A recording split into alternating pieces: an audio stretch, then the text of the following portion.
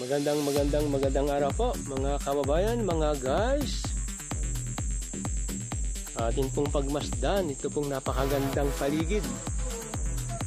Ito po yung kagandahan, ito po yung napakagandang lugar dito po sa aking pinuntahan.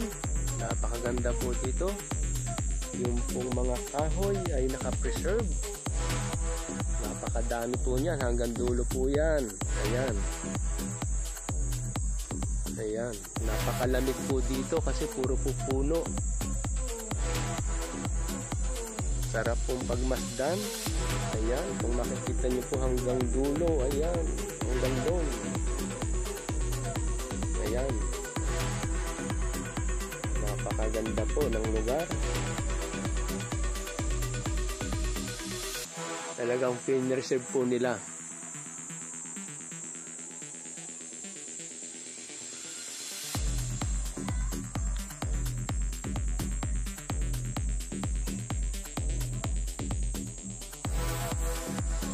Atin pong ipopokus sa bandang unahan.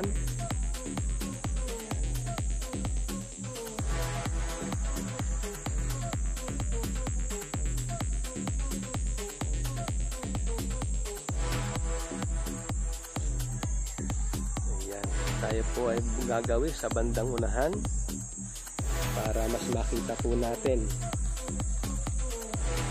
Napakaganda po dito po sa lugar na to. Ayan.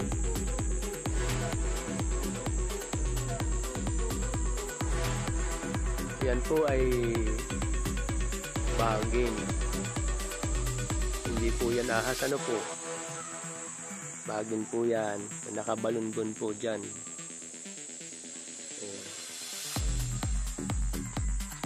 Atin pong tingnan yung nasa bandang unahan po na yun.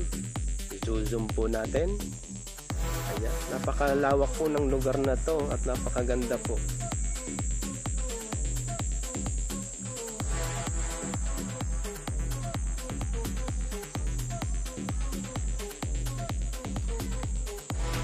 Sarap pong mamasyal dito, lalong-lalo na po sa umaga. Kasi po napakasarap po napakaganda ng sikat ng araw po dito.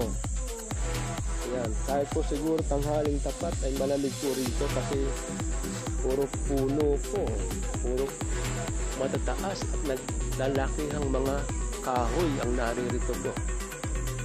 Ayan.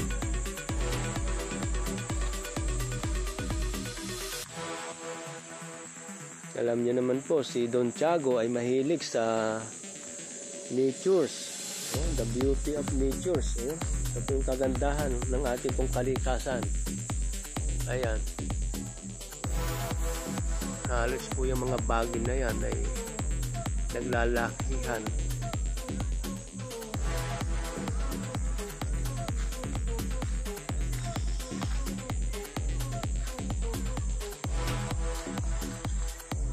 Napakaganda po dito. Marami din pong namamasyal. Ayan. Kasi nga napakaganda nga po ng lugar. Ayan. Marami po talaga namamasyal din dito. So hanggang sa muli po mga kababayan, mga guys. Tayo po ay parating mag-iingat. God bless.